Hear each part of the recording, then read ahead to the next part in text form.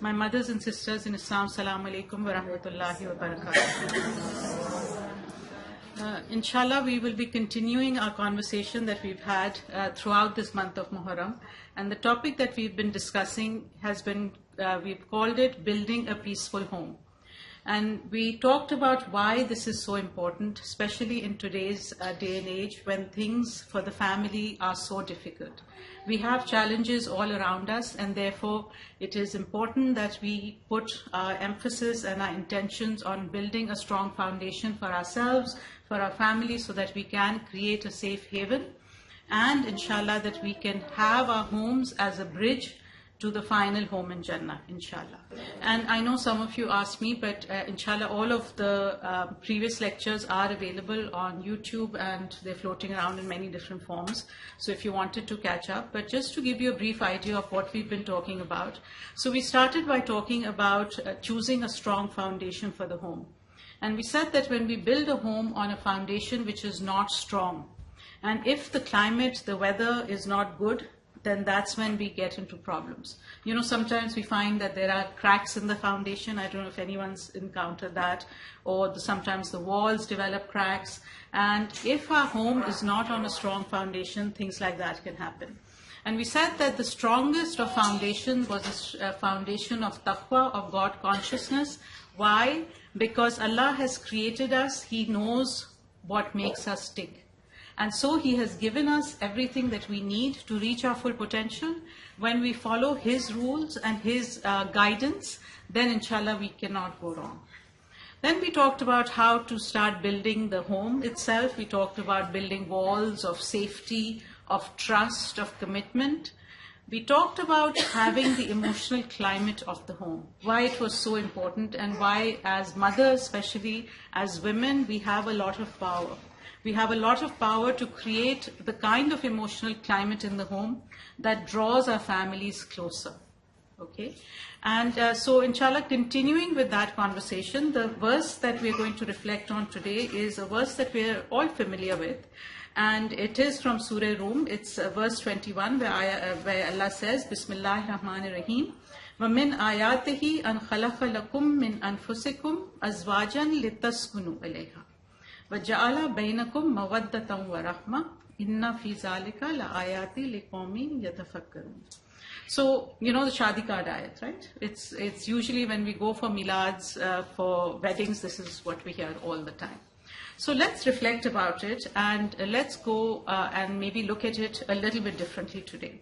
So this verse tells us, وَمِنْ آيَاتِهِ, from amongst His signs is that He has created from amongst yourselves, with people like you, spouses from yourselves. And He put between you mawadda and rahma. And I'm purposely not going to translate these words, because then I'll tell you why in a minute. So He put between you mawadda and rahma. Why? So that you may find sukoon in them. Now, sukoon is our key word for these lectures, isn't it? Building a peaceful home. And, you know, man, like we do everything basically in search for peace. You know, when we're hungry, it's basically when our stomach is not at peace. So we eat to put our stomachs at rest. Does that make sense? So when we are searching for peace all over, and Allah tells us that He has placed it in our homes and in our spouses. So this is where we need to pay attention, okay? And so the two gifts that Allah gives as to start the family, to start the home, are the gifts of mawadda and rahma. So just today I was speaking somewhere else and we discussed in depth about what mawadda was. And inshallah that will also be available online if anyone is interested. Today I thought we would spend a little bit of time talking about rahma. And if I asked you, and by the way, so the verse ends by saying, these are signs for la'ayati liqawmi yatafakkarun, for a people who reflect. So very much in this ayat, right from the start, Allah is telling us what? That these things can only be available to us if we actually reflect on them, if we are not on autopilot, okay? So if I asked you, what is the meaning of Rahma? It's a word that we've all heard, yes? Bismillahir Rahmanir Rahim, one of the most beautiful names of God. So what is the meaning of Rahma? What are some of the English translations that we have come across? Sorry? Mercy, right? Anything else? Blessing. Sorry, what else? So it's mostly translated as mercy, isn't it? And today, inshallah, I really want to focus on the word Rahma. Why? Because I think we really do a disservice when we translate this word as mercy. Why? First of all, in Arabic, things are many different layered, right? It's very hard to translate some words into English, and Rahma is one of them. So, what do we mean? By the way, so when in the old days, when Mufassirin would translate this verse, Rahma, Mawadda and Rahma, they would say, okay, love and mercy, and they would explain it many different ways. So they would say that, love is at the beginning, right? When you fall in love and you get married and things are really rosy. And then when you start getting on each other's nerves, which happens quite soon in marriage, right? That's when you need mercy. You need mercy towards each other. Okay, that was one of the explanations. The other explanation was that, when Allah is talking about Mawadda and Rahma, He's saying Mawadda is between the adults in the relationship, and when you're dealing with children, it has to be dealt with mercy. Then another explanation was that Mawadda is two people, right? When you love each other, it's two people. But mercy is kind of unilateral. So even if the person is not loving towards you, you could always show them mercy, right? And the most interesting one, which they used to say, was that love is due to a man, because a man wants love, and the woman needs mercy. Okay, and when I read this, it really triggered me. Okay, why? Because it assumes that, obviously, why do you show someone mercy, by the way? When do you show people mercy? Come on, play with me. Sorry, to forgive them, right? When somebody has done something wrong, you have mercy, you forgive them. Okay, so it means two things. First of all, you have the power, right? Because have you heard of royal pardons? Right? When people do something wrong and prisoners are brought in front of someone, if you have a king or a head of a state, they ask for royal pardon. Means have mercy on me, I've done something wrong, you have the power, forgive me. Okay? Does that sound like problematic to you in a relationship? Why? Come on, we have to make faith relevant, really. Because if we don't, that's when we turn away. If we know that Islam is for all times, then we have to talk about these things in a way that makes sense to us. Does it make sense? So tell me, what's the problem with that? Presuppose that one is relinquishing power to the other, or there's a power in that. Okay, great. So first of all, it assumes that somebody has power over, right? And two, that somebody's done wrong. So mercy cannot really apply in all senses, right? It's when you've done something wrong, you go, you ask for forgiveness, somebody has mercy on you, okay? So do you think that's a good translation of the word Rahma? It's not, right? Because if Allah has put Mawadda and Rahma, it means that we have to be able to access it and use it all the time. True? So now another translation that is sometimes given, which is much, much better than mercy, is the word compassion. Okay, have you ever heard that word? Compassion means what? Compassion means that somebody is suffering and you feel with them. You share the feeling of suffering, and compassion is very closely related to action, in the sense that you want to relieve the person of their suffering. You want to take action. So for example, if you see a homeless person, they look like they could do with some help. If you have the feeling, not pity is different, right? If you have the feeling of compassion, you will feel what they are feeling. So you will actually be able to walk in their shoes, and you will want to relieve their suffering, help them in some way, okay? So now, and we'll talk a lot about compassion, that's a little bit closer, okay? However, I would still argue that compassion presupposes that someone is suffering.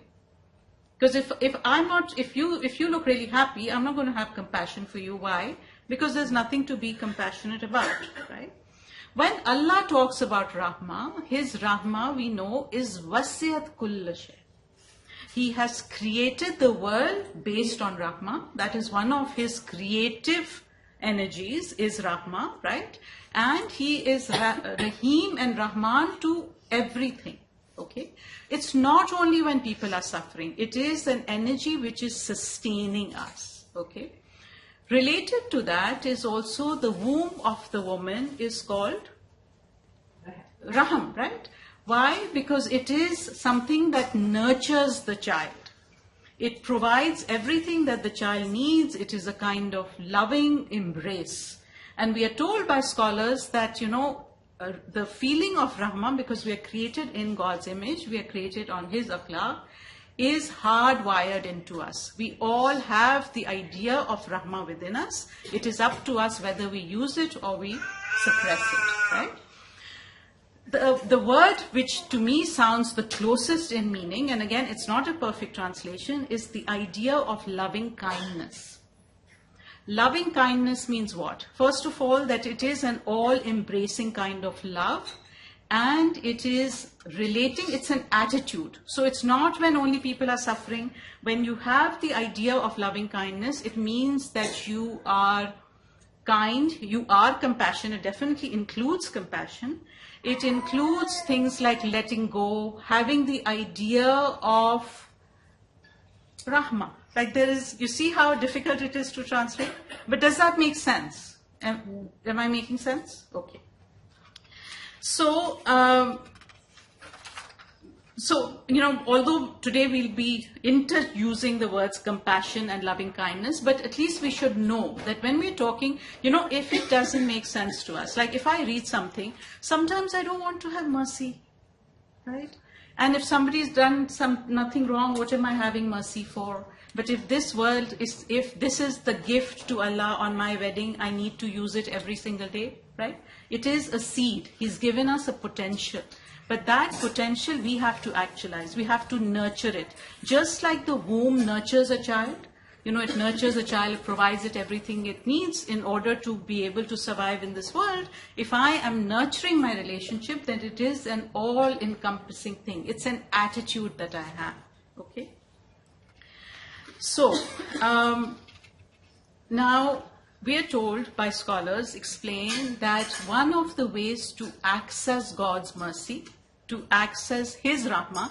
Now when we're talking about Allah, obviously we can talk about mercy, right? Because when He is dealing with us, there is such a power imbalance. Can you see? So when we are dealing with God, definitely Rahmah means mercy amongst other things, right?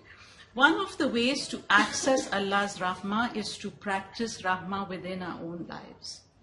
This is why, we are told that being married is a spiritual act. It is an act of worship. Why? Have you all heard that when you get married, you protect half your deen? We've all heard that. And most of us think, it only means the physical relationship and, you're not doing haram and you're not doing sin. No. It means so much more than that. If we are here to fulfill our full potential, to practice all the virtues in life, can you think of a better school than marriage? Because you are going to be triggered, right? Anyone here be triggered at home? Do you know what I mean by being triggered, right? If you want to practice patience, is there any better way to practice patience than to be married, right? Because again, it's a miracle, right? When Allah tells us He's put as a sign, when you think that this human being who you have nothing in common with, right? Who sometimes seems to come from a different planet, right? And it's only God's mercy and the gift of love and Rahmah that He has given us that we are able to form such strong bonds with another human being who we didn't even know, right? It's a miracle, isn't it? So, now, what does Rahmah look like in a marriage? They did a study of about 75 couples, and it was a very well done study in the sense it was, they followed all the protocols and everything. And what they said was they told half the people that do a little act of kindness for your spouse every day. And you don't have to say anything to them. Like you don't have to tell them what you're doing. Okay? So what they expected was that the person on the receiving end, say if my spouse was in the study and if he was doing little acts of kindness for me, I would be happier, obviously, because he would be doing all of these things for me, right? Very interestingly, what they found was, yes, the couples who fared the best was when the person was doing the acts of kindness, they were appreciated. So those were the highest, right? What they were really surprised about, that if my spouse is the one who's in the study and he's doing the acts of kindness, he became happier than I did. They did not expect this. What does this mean? You know, we've always been taught since young, it's better to give than receive, it's better to give than receive. So now science is proving it. They are showing this by experiments that yes, actually when you show compassion to another human being, when you do acts of loving kindness, it is you who benefits, right? So when Allah tells us in the Quran that when you do good for your own selves, we are now actually knowing why and how that works, right? That it is actually true. So a little problem with accessing Rahma though is that in this day and age, by the way, we live in a state of constant fight or flight, right? We are so stressed that we keep thinking, we're always on high alert, anxious, right? Anyone have that? We're always anxious. Why? Because we have to do too many things. So our bodies are continuously, we feel like we're under attack, even though we are not, okay? When this happens is that we lose the ability to be compassionate. What am I talking about? So imagine that you're going and you're very rushed, you know, you're dropping the kids to school, they're late, you're late, you've had a bad day, somebody spilled milk at home just before you were leaving, right? And you see somebody on the street and you just notice it. Would you stop to help them? Most likely not, right? Because you're too stressed yourself. The ability of compassion is there, but it is rooted a little bit more deep than this fight or flight response. And there's many, you know, it's a whole different speech about why that is so. So we won't talk about that today. You know, just for our purposes, we need to know that if we're not intentional and if we don't practice a little bit of peace and quiet and silence, it's hard to access Rahma in our own lives. Does that make sense?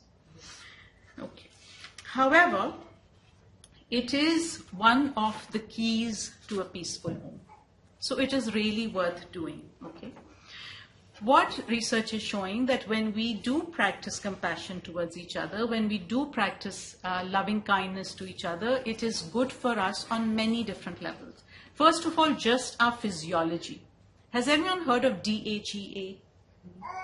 DHEA is a hormone that is anti-aging. You know, you produce a lot of it when you're young, and as you age, you produce less of it, right? It's responsible for many things. When people practice loving kindness or compassion, they produce 100% more DHEA than when they're not, okay? We are told that it is one of the keys to happiness to do something good to each other. You know, one of the authors, she writes that we are all in a cocoon of self-absorption. That's how we live. You know, we literally tunnel vision, we just focused on our own things, mind my own business, let's not engage with anyone else, right? It's actually very far from how we were created. We were created to be connected. You know, this whole Western idea of me, myself, and I, independence, it's actually really misleading. So all of you young people, make as many friends as you can, okay? And make sure that you connect to other human beings on a daily basis, okay? So now, you know, how do we practice Rahma towards each other? Just very briefly, because, you know, I do want to address some other stuff, but, you know, just little acts of kindness. What research shows is that it does not take grand gestures to make a happy home. It doesn't. And this is very important for young people to know. So when you people are getting engaged, it's likely that you will want to put your proposal on Instagram, right? And it has to be Instagram worthy. So people do outlandish things, you know, really fancy things to make it like a big deal. Now here's what you really need to know. It does not predict happiness at all. those big thing, grand gestures, writing in the sky and, going up the CN Tower, that has absolutely nothing to do with happiness. What does have everything to do with happiness is how nice you are to each other on a daily basis. It's literally as simple as that, right? So what research shows is that the mantra, if there's one mantra of relationships, it's small things often. Because here's the thing about love. The good news is it's very easy to grow love. Okay, very easy. It just takes a few minutes every day. However, the bad news is that it's very fleeting. That you need to actually nurture it every day. Otherwise, it goes away. Okay? And what again research shows is that when relationships fail, it's usually a lack of compassion that happens. Because you know that if you're really upset at somebody, you have little resentments growing, right? You don't feel like doing nice things for each other. And soon you realize that you are no longer friends. That that you're not even as nice to your family members as you are to strangers, right? So now some people would say that what does Rahma look like in action in a family, number one, and doesn't it mean that you become too softy, and what about, holding people accountable, right? That's a very valid question, okay? So a couple of things. First of all, Rahma with different ages in the home. When, so we all know this, right? The standard of our akhlaq and our compassion and our rahmah towards our elders and towards our parents is number one. There's no going around it, right? That's the highest standard. That's where you don't hold them accountable, you just love them and you just be nice to them. No other thing, right? However, when you are talking about our spouses, we do want to hold them accountable, right? When we're talking about our children, we do need to hold them accountable because it is our job to train them. So where does compassion and accountability come in? So, some of us who struggle with holding people accountable, we're very good with compassion. We say, yes, poor thing, she made a mistake, my poor child, we wanted them to be happy. And in our, this generation of parents, that's where we are, right? We have what we call permissive parenting. We let our children get away with anything, okay? And on the other end of the spectrum is how many of us in this room were brought up, right? There was little compassion, right? There was children were meant to be seen and not heard. You got the leftovers, you were supposed to make do with what please don't get me wrong, but generally, right? The idea of making children happy was not at the top of anyone's minds, right? So what's the balance? Either way is not going to bring us the peace that we crave in our homes. So we need to understand that we can be compassionate. It does not mean that we do not hold people accountable. So how do we do that? Okay. Let's take ourselves first. Anyone here struggle with self-compassion? Let me give you an example. So many years ago now, my husband bought a new car, okay? And I don't like to drive his car because it's too fancy. I would rather drive my own beat-up car, and so I'm not that worried, okay? So anyway, for that day, for some reason, I was driving his car. I took it out, and our driveway is kind of weird, and we just moved into the house, so I wasn't comfortable. I went straight into a brick wall, okay? And brand new car, very fancy, I was feeling terrible. So what do you think I told myself? What would you tell yourself in that situation? Sorry? Shouldn't have taken the car, okay, but I wasn't that kind to myself, let's put it this way, right? How can I be so stupid? I still don't know how to drive. Why am I such a, whatever, I won't even say that, right? So, really nasty things I said to myself.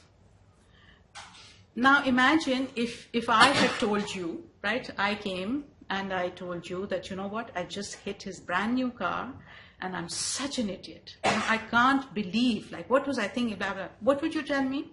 It was just an accident. It's just an accident. It's okay. It's not the end of the world, right? the way we talk to ourselves is much worse than we talk to anyone else. Now, why is this important? First of all, I think somewhere along the line, we understood religiosity to mean that we have to be really harsh on ourselves. Allah keeps telling us, I'm Rahman, I'm Rahim, but I'm like, no, you don't understand me. I'm an idiot, right? So, how can we practice compassion towards anyone else if we cannot practice compassion to ourselves? For women, this is really, really important. We cannot give what we don't have. If we're not used to talking nicely to ourselves, we will not talk nicely to our children, to our spouses, or to anyone else. Okay? So, does it mean that I just say, okay, fine, it happened? No, that's not what happens. So what do? Compassionate accountability means three things. First of all, that I am become aware of the damaging things that I'm saying to myself. This is very important. Most of the time, the way we talk to ourselves, we're not aware of. We have all of these tapes running out in our heads, but we don't question it, right? Secondly, actually intend kindness towards yourself. When you become aware, practice speaking nicely to yourself. There's a lot of research showing that when we feel good, we do good. When we are not feeling good, we don't do good, right? So again, same thing. When we are rushed, when we're not, when we're saying all of these nasty things. So say, let's take this example, right? I've just hit my car, now I'm feeling horrible about myself. Am I going to be nice to my spouse? No. Am I going to be nice to my children? No, because I'm too busy protecting my own self, right? If I'm, focused on compassion and I tell myself what? It doesn't mean when Allah keeps telling us that you are wronging yourself, it means what? You are wronging yourself, but do something about it. Just by telling yourself nasty things, it's not going to make a difference. What can I learn from this? That's the first question. What can I learn from this? So what could I have learned from that? Help me out. What could I have done differently? What could I have learned? Check my rearview mirror maybe, next time. What do I need to repair? Like, how can I make amends, right? In our faith, being accountable is a big part of our faith. That's what, the Day of Judgment is all about, accountability, right?